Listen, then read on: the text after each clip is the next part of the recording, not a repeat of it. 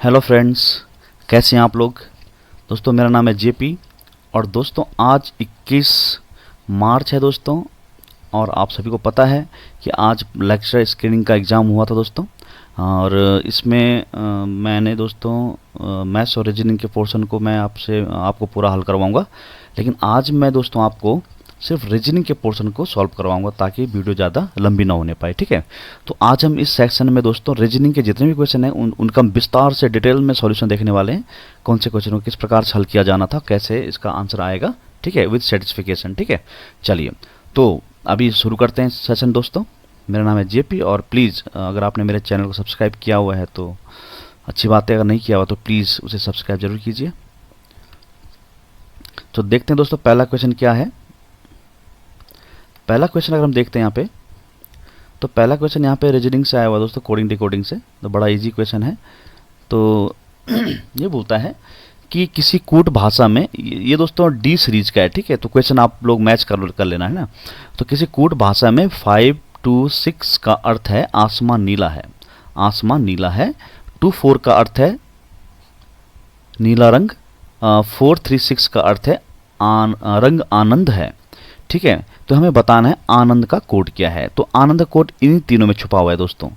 अब इन तीनों में दोस्तों जो डिजिट हमें किसी और सेक्शन में मिल जाएंगे, इसका मतलब वो जो आपका आनंद है उसका कोड नहीं होगा। क्यों?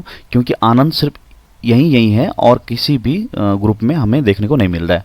तो यहाँ पे अगर हम देखें तो कौन से, देखो 4 यहाँ पे देखने को मिल रहा है, 4 यहाँ पे देखने को मिलता है, ये हमने काट दिया।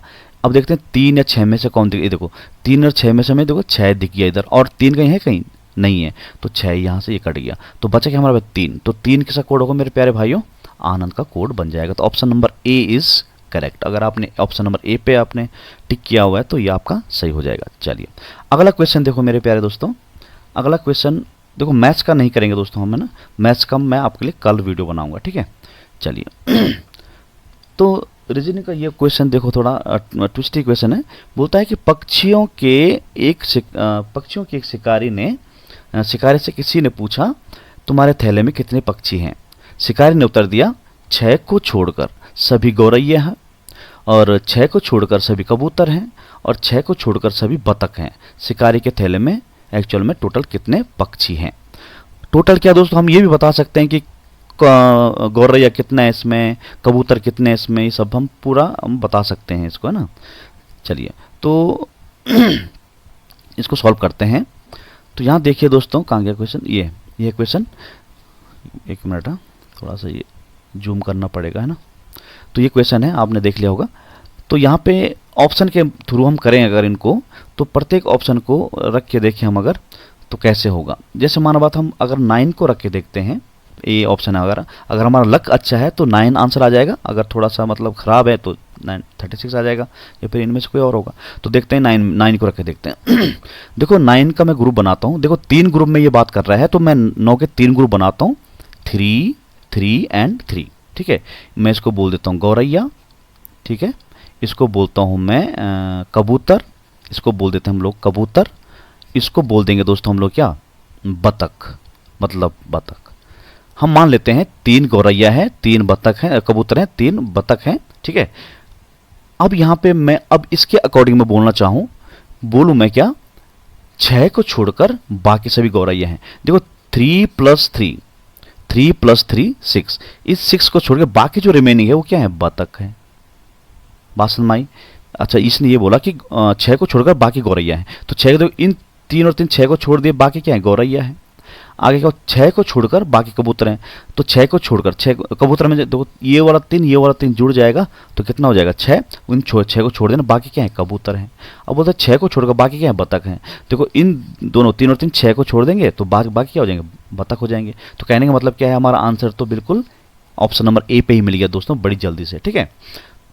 समझ गए आप लोग? तो मतलब इसमें 3 गौरैया हैं, 3 आपके कबूतर हो जाएंगे, और 3 आपके क्या हो जाएंगे दोस्तों 3 आपके क्या हो जाएंगे, हाँ बिल्कुल सही, बतख हो जाएंगे। अब देखो 18 को अगर हम देखते हैं, तो 18 का मैं 3 सेक्शन करूं तो 6 6 6। अब मैं बोलूं 6 को छोड़कर बाकी क्या है,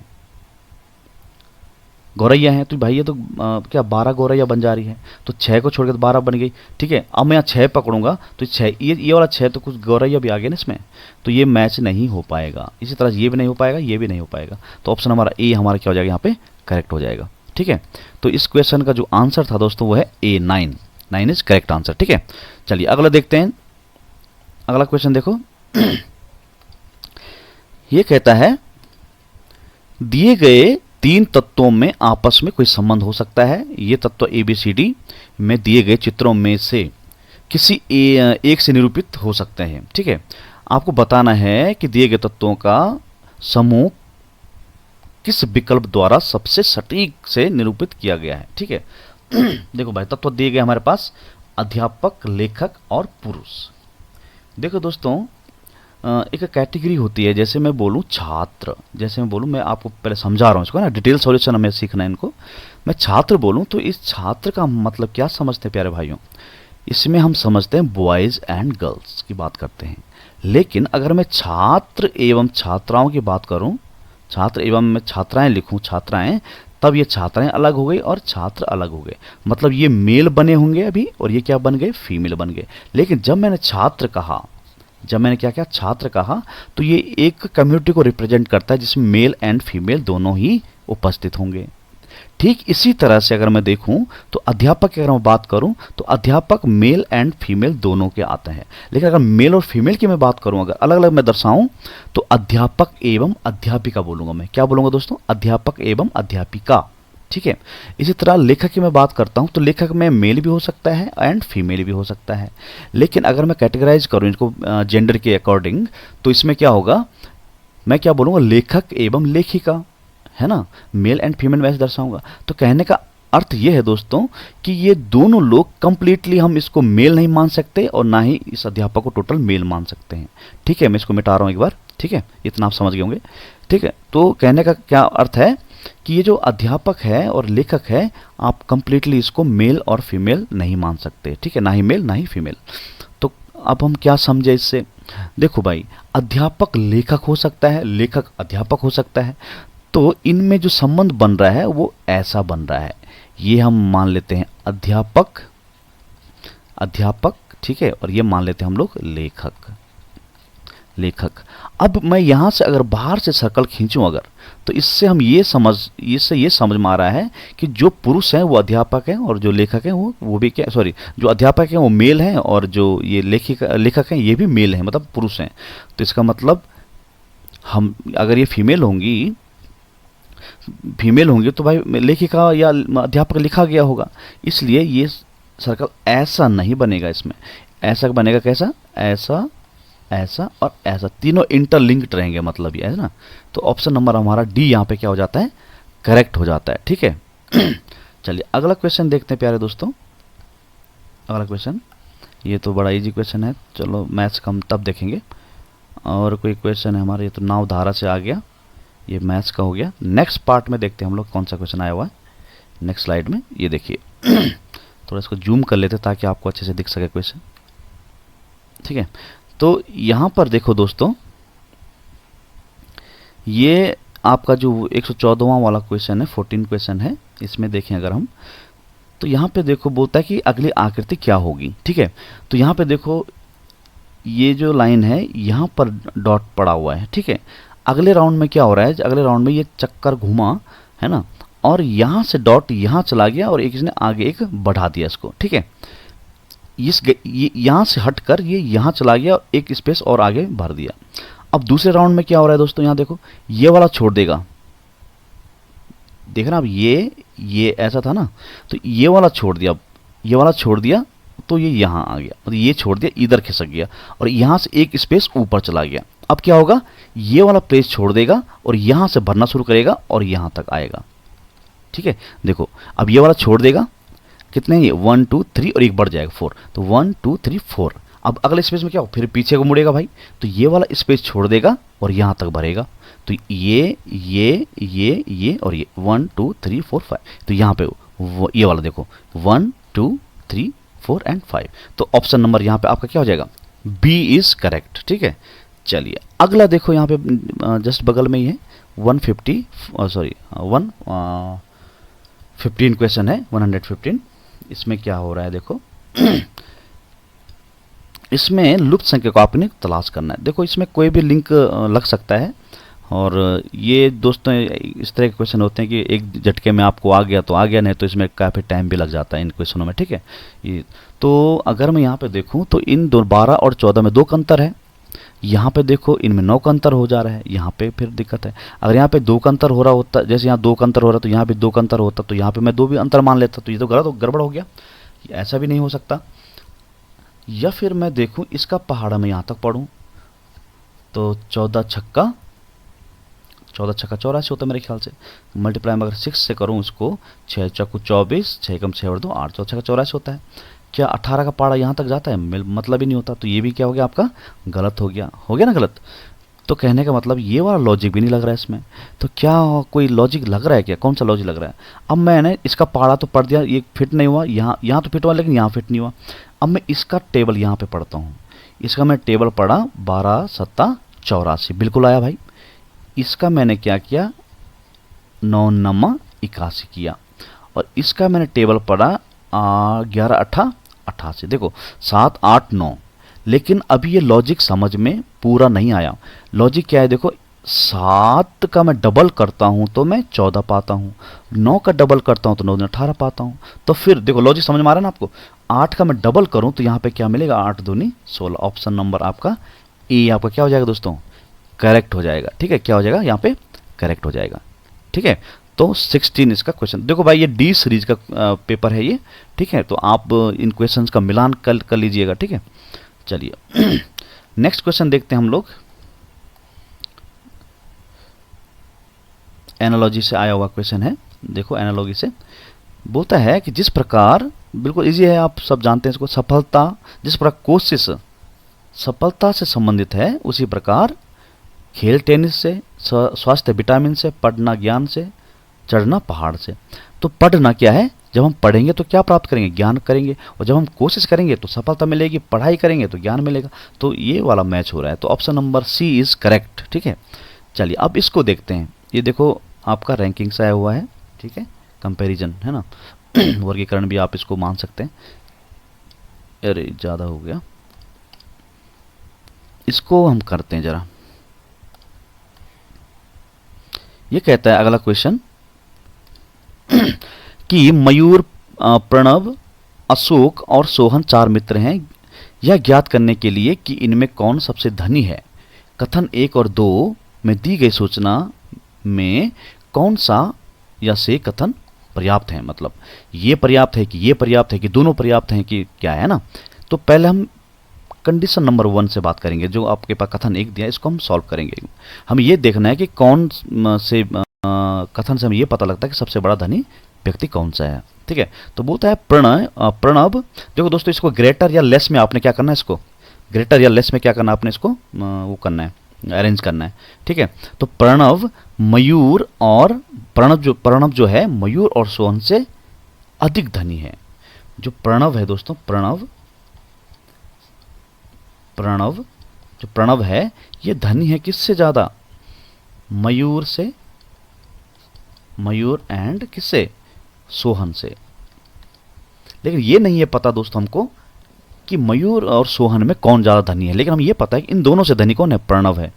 ठीक है, परंतु अशोक से गरीब है। मतलब अशोक जो है किससे धनी है, प्रणव से धनी है। और प्रणव इन दोनों से धनी है। इसका मतलब सबसे धनी हमें क्या मिल गया, इसमें अशोक मिल गया। मतलब कहने का क्या है, इससे हमें यह पता चल रहा है कि धनी सबसे कौन है ज्यादा, अशोक धनी है। और इससे हमें पता चल रहा है सबसे धनी व्यक्ति कौन है। ठीक है, क्या इस इक्वेशन से भी हमें, इस कथन से भी हमें ये जानकारी मिलती है कि इनमें धनी कौन है। चलो देखते हैं। मयूर प्रणव और अशोक से अमीर है भाई। एम से दिखाता हूं, मयूर धनी है किससे, प्रणव एंड अशोक से। ठीक है, अशोक से। अब आगे देखो, सॉरी गरीब है, गरीब गलत हो गया दोस्तों, गरीब है, ये अमीर नहीं है, गरीब है। ठीक है, बोलता है जो मयूर है वो प्रणव और अशोक से गरीब है। ये प्रणव एंड जो अशोक है ये दोनों लोग अमीर हैं किससे, मयूर से। ठीक है, परंतु सोहन से धनी है।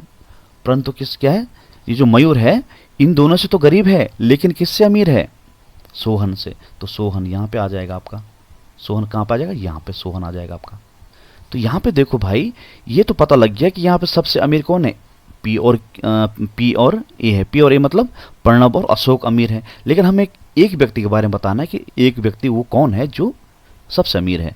तो इसके और इसके बारे में कोई कंपैरिजन यहाँ पे दिया ही नहीं गया, तो हम कैसे बताएं भाई इनमें सबसे अमीर कौन है। तो ऊपर वाले इक्वेशन नंबर, कथन नंबर 1 से हमें ये जानकारी मिल रही है कि सबसे अमीर कौन है। तो जानकारी एक क्या है, पर्याप्त है। ठीक है, केवल जानकारी एक क्या है, पर्याप्त है, बाकी ये पर्याप्त नहीं है आंसर बताने के लिए। ठीक है, चलो अगला देखो गणितीय संक्रिया से आया हुआ क्वेश्चन है दोस्तों। मैंने अपने प्रैक्टिस सेट में सब करवाए आपको, इस तरह का क्वेश्चन है ना। तो चलिए इसको देखते हैं, गणितीय संक्रिया वाले क्वेश्चन को। ये क्या बताता है बोलता है कि 30 माइनस 10 का अर्थ है 300। देखो ये कैसे हुआ होगा 300, जब इसको मल्टीप्लाई करेंगे आप 30 गुना के 10 तो 300 आ जाएगा, और यहाँ 12 बनाना है तो 8 प्लस जब हम क्या करेंगे 4 के तो 12 हो जाएगा, और 6 दूनी 12, तो यहाँ क्या बोलता 4 आ रहा है। तो इसका अगर हम 6 में से अगर हम 2 घटाएंगे तो क्या आएगा। तो कहने का मतलब क्या है दोस्तों, माइनस का अर्थ क्या है, गुणा है। माइनस का अर्थ गुणा है, ठीक है। डिवाइड का जो अर्थ है वो क्या है, प्लस है, और जहाँ पे आपको मल्टीप्लाई दिखता है उसका अर्थ आपका यहाँ पे क्या हो जाएगा, माइनस हो जाएगा। लेकिन प्लस के लिए कुछ बोला ही नहीं गया, तो प्लस का प्लस ही आपने वहाँ पर रहने देना है। तो देखो यहाँ पे 100, अब जो क्या माइनस का सिंबल, माइनस को क्या बोला गया, मल्टीप्लाई कीजिए, किसको, 10 को। अब मल्टीप्लाई को क्या बोला गया, माइनस 1000। अब डिवाइड आगे, डिवाइड क्या है, प्लस कर देना आपने, किससे, 1000 से। ठीक है, फिर प्लस को कुछ बोला ही नहीं गया है तो प्लस को प्लस रहने दीजिए, ये 100 आ जाएगा, 100। और फिर गुना आ गया, मल्टीप्लाई मतलब -10। अगर हम यहाँ देखें 1000 से 1000 खत्म हो गया, ये 90 बच गया दोस्तों आपका, फिर प्लस ये कितना हो गया, 1000 हो गया। तो इसको हम जोड़ें अगर तो 1090, 1090 आ जाएगा इसका आंसर। ऑप्शन नंबर क्या हो जाएगा आपका, सी इज करेक्ट। ठीक है, सी इज क्या हो जाएगा, करेक्ट हो जाएगा। चलिए अगला क्वेश्चन देखते हैं। तो देखो दोस्तों 119 का जो आंसर है वो आपका आएगा 1090। ठीक है चलिए अगला क्वेश्चन देखते हैं हम लोग, इसको डिलीट कर देते पहले।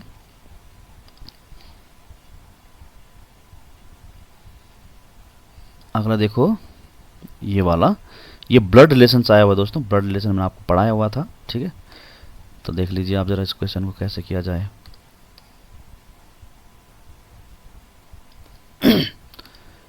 बोलता है कल्याणी बीना की सास है। देखो भाई, कल्याणी किसकी सास है, बीना की सास।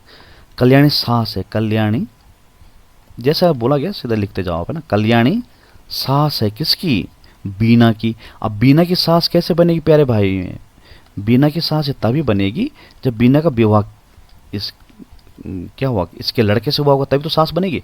तो यहाँ पे बीना के पति की ये क्या हो जाएगी, मम्मी हो जाएगी। आगे देखो, बीना अशोक की भाभी है, मतलब ये जो इसका पति, ये जो पति है इसका बना यहाँ पे, इसका क्या है, एक बीना के अशोक की भाभी है, तो मतलब इसके पति का भाई है ये अशोक।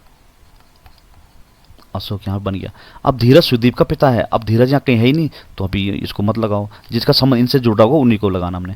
अब बोलता है सुदीप अशोक का इकलौता भाई है। सुदीप जो अशोक का इकलौता भाई होने का मतलब क्या है, इसका एक ही भाई और कोई भाई नहीं है, तो भाई का विकल्प यही बचा हुआ है, इसके अलावा कोई भाई नहीं है। इसका मतलब सुदीप कौन हो गया हमारा, सुदीप हो गया हमारा ये इसका पति, किसका, बीना का, सुदीप अशोक इकलौता भाई है।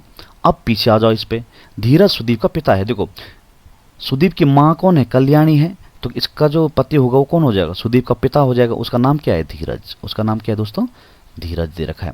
अब प्रश्न बोलता है कल्याणी किस प्रकार अशोक से संबंधित है, मतलब अशोक इस कल्याणी को क्या कहता है, ये आपने आंसर के रूप में देना है। ठीक है, ये नहीं देना दोस्तों कि कल्याणी अशोक को क्या कहती है। ठीक है, यहाँ पे अशोक कल्याणी को क्या कहता है, तो अशोक कल्याणी को क्या कहता है, माँ कहता है, माता कहता है, क्या कहता है, माता कहता है।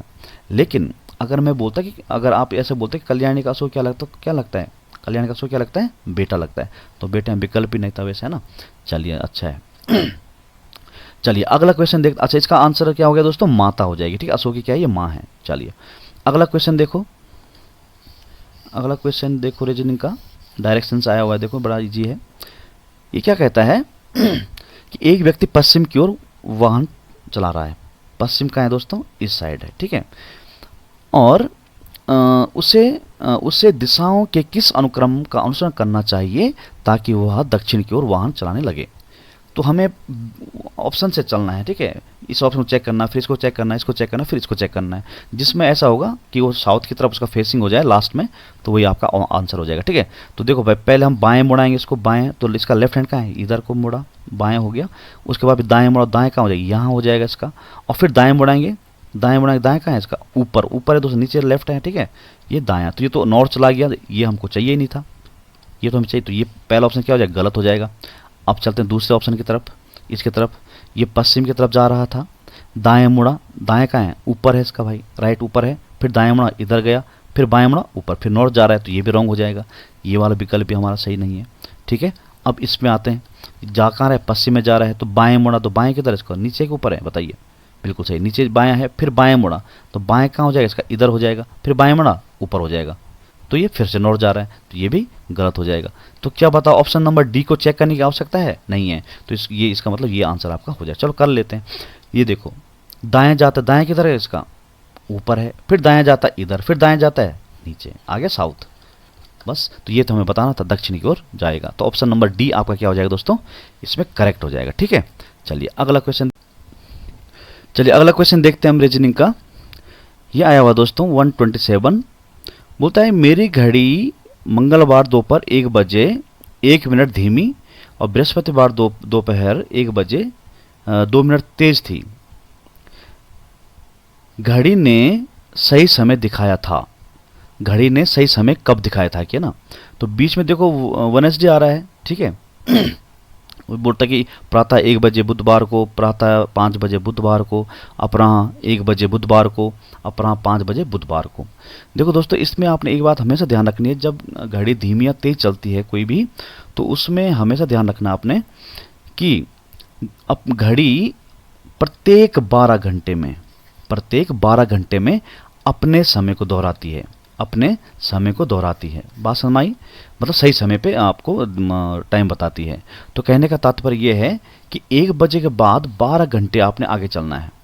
1 बजे के बाद 12 घंटे आप जब आगे चलेंगे, तो हमने ये देखना है कि कहाँ पे उसने सही समय दिखाया था। तो अगर हम 1 से 12 घंटे आगे चलें, तो 1 से चलेंगे हम लोग, तो 1 से 12 घंटे आगे चलेंगे तो ये कितना आ जाएगा, 1 से चलेंगे तो 1 से 6, और फिर 6 से रात के 12 बजे, ठीक है। तो यहाँ से देखो 5 घंटे ये हो गए और 6 घंटे ये हो गए, 6 5 11, और 1 घंटा इधर और बढ़ जाएगा, तो ये 1 बज जाएगा। तो 1 AM हो जाएगा दोस्तों, क्या हो जाएगा, 1 AM हो जाएगा। देखो ये कहाँ, मंगलवार से चलते हैं हम लोग, मंगलवार के दिन के 1 बजे से हम चले, फिर सुबह के शाम के 6 बजे, ठीक है, और फिर रात के 12 बजे 12 PM, ठीक है। और फिर उसके बाद 1 घंटा और आगे हम, तो पूरे कितने घंटे हो गए, 12 घंटे। तो 12 घंटे बाद ये क्या करेगा, 1 बजे दिखाएगा बुधवार के, ठीक है, बुधवार अगले दिन, ठीक है, 12 बजे प्रातः, ठीक है, AM पे। तो ये हो जाएगा ऑप्शन नंबर ए आपका क्या हो जाएगा, यहाँ पे करेक्ट हो जाएगा, ठीक है। चलिए, तो ये बात ध्यान रखना आप लोगों ने कि कोई भी घड़ी होगी तो प्रत्येक 12 घंटे में अपने सही समय पे आती है, ठीक है। चलिए अगला क्वेश्चन देखो जरा, अगला क्वेश्चन क्या पूछा हुआ है। अगला क्वेश्चन बोलता है, ये इसका दोस्तों ए हो गया, ठीक है। बोलता है मोहन रामास्वामी हॉकी फुटबॉल खेलते हैं, एडवर्ड एंड रामास्वामी फुटबॉल और क्रिकेट खेलते हैं, रफ़ीक एडवर्ड क्रिकेट टेनिस खेलते हैं, मोहन क्या कहते हैं, मोहन और एवं रफ़ीक टेनिस एंड हॉकी खेलते हैं। आपने ध्यानपूर्वक इसको पढ़िए और बताना है कि वह व्यक्ति कौन है जो हॉकी, फुटबॉल और टेनिस खेलता है। तो सबसे पहले हमने इसको ऑप्शन से देखना है, इसको अलग से भी हम सॉल्व कर सकते हैं, लेकिन हमने ये देखना है कि इनमें से कौन सा व्यक्ति ये है जो सब कुछ खेल रहा है, ये मतलब कौन सा, हॉकी, फुटबॉल और टेनिस। सबसे पहले ऑप्शन ए को हम चेक करेंगे, मोहन को हम चेक करते हैं, तो देखते हैं हॉकी कहाँ पे खेल रहा है मोहन की नहीं खेल रहा है। देखो मोहन और रामास्वामी हॉकी खेल रहा है, पहला खेल रहा है भाई। अब फुटबॉल का चेकअप करना है इसका, मोहन का, मोहन देखो यहाँ पे फुटबॉल भी खेल रहा है, ये भी चेक हो गया। अब टेनिस का देखना मोहन का, देखो एडवर्ड यहाँ नहीं है, मोहन और कहाँ है, यहाँ पे इसमें देखो मोहन देखो टेनिस खेल रहा है भाई, बिल्कुल खेल रहा है कि नहीं खेल रहा है। तो ये आपका मोहन आपका पहले ही उसमें आपका क्या आ जाएगा, आंसर आ जाएगा, कुछ भी आपको करने की आवश्यकता नहीं थी, ठीक है। चलिए अगला क्वेश्चन देखो, ये आएगा आपका लुप्त संख्या भरने के लिए आ रखा है। तो इस पे बोलता है कि इन रिक्त स्थानों पे क्या आएगा। तो इसको थोड़ा जूम कर लेता हूँ मैं एक बारी, थोड़ा बड़ा हो जाएगा। ठीक है, चलिए इसको थोड़ा ऊपर कर लेते हैं ऐसे। दोस्तों जब भी आपके पास इस तरह का प्रश्न आता है लुप्त संख्या भरने का, तो आपने पहले इनकी ग्रुपिंग करनी है, इनको काउंट कर लेना कितने हैं ये एक्चुअल में। तो हम गिने इसको 1 2 3 4 5 6 7 8 9 10 11 12 13 14 15 16 17 18 19 20 21 22 23 24 25 26 और 27 हैं ये। तो मतलब 9 तिया 27 होते हैं। तो या तो 9 के आप 3 ग्रुप बना लीजिए या 3 के आप 9 ग्रुप बना लीजिए। तो हमेशा आपने शुरुआत जब भी आप करोगे दोस्तों छोटी संख्या से करना आपने, मतलब छोटे छोटे ग्रुप बनाने के। छोटे छोटे ग्रुप में क्या होता है, हमें बीच में किसी न किसी ग्रुप का पता चल ही जाता है। ठीक है, तो हम 3 केस में 9 ग्रुप बनाएंगे भाई। ठीक है, चलिए देखते हैं। 1 2 3 ये 3 का ग्रुप बन गया। फिर 1 2 3 ये ग्रुप बन गया। 1 2 3 ये ग्रुप बन गया। 1 2 3 एक ये ग्रुप बना दिया।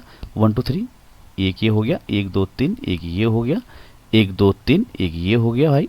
1 2 3 एक ये वाला हो गया और 1 2 3 ये हो गया। अगर हम यहाँ देखें बीच में देखो 0 1 0 आ रहा है, फिर 0 0 देखो, फिर 0 0 1, फिर 0 0 1। तो कहने का मतलब क्या है, जहाँ पर यहाँ पे देखें 0 1 0, तो यहाँ पे अगर मैं 0 रखता हूँ, यहाँ पे मैं अगर 0 भरता हूँ तो 0 1 0 हो रहा है। तो यहाँ भी यहाँ पे देखो दूसरा ग्रुप क्या 0 1 0 हो रहा है। फिर डबल 0 अगर मैं यहाँ पे 1 भरता हूँ, डबल 0 यहाँ पे 1 भरता हूँ तो अब देखो ग्रुप क्या चल रहा है 0 1 0 0 1 0 दो बार, फिर एक बार 0 0 1 आ रहा है, फिर 0 1 0, फिर 0 1, यहाँ पे 0 भर दो दो बार आ गया। अब फिर तीसरी बार क्या आएगा 0 1 0, फिर 0 1 0 और फिर 0 1 0, फिर 1, फिर क्या आएगा 0 1 0। तो ये ग्रुप सही चल रहा भाई। तो यहाँ पे हमने क्या क्या भरा, 0 भरा, 1 भरा हमने यहाँ पे लुप्त संख्या पे, और एक फिर से 0 भरा और फिर 1 भरा। तो ये वाला ऑप्शन जहाँ पे भी होगा वो आपका करेक्ट हो जाएगा। तो यहाँ पे तो ये भी नहीं है 1 0, ये भी नहीं है 0 1 0 1, ये ऑप्शन नंबर सी दोस्तों आपका क्या हो जाएगा, आपका ये आपका करेक्ट हो जाएगा। ठीक है, तो ऐसे आपने इन प्रश्नों के आंसर्स देने हैं। ठीक है, ठीक है दोस्तों, तो ये थे दोस्तों हमारे रीजनिंग के ऊपर का वीडियो। ठीक है, जिसमें हमने पूरे के पूरे रीजनिंग जो आपके हमारे इसमें आई हुई थी प्रवक्ता स्कीम 21 मार्च की आज की डेट में जो आया हुआ था। तो मैथ्स का पार्ट दोस्तों हम लोग कल करेंगे ताकि वीडियो ज़्यादा लंबी ना हो जाए। धैर्य बनाए रखें दोस्तों। ठीक है, और मैं आपको डिटेल में सॉल्यूशन दूंगा दोस्तों, है ना। ऐसा नहीं है कि मैंने क्वेश्चन का नंबर 1 नंबर 2 नंबर 3 कर दिया और बता दिया इसका ए है, इसका बी है, इसका सी है। तो आपको समझ में भी आना चाहिए कि क्या मतलब कैसे इसको सॉल्व किया जा सकता है। ठीक है, तो उस प्रूफ के साथ हम इसको सॉल्व कर रहे हैं। ठीक है, ठीक है दोस्तों, तो इसी तरह से हम कल मैथ्स के क्वेश्चन को जैसे इस तरह के क्वेश्चन कैसे किए जाते हैं इनको सबको हम कल देखेंगे। और बने रहिए मेरे साथ। मेरा नाम है जेपी और मेरे चैनल में अगर आप नए हैं तो प्लीज़ सब्सक्राइब और शेयर ज़रूर कीजिएगा। धन्यवाद।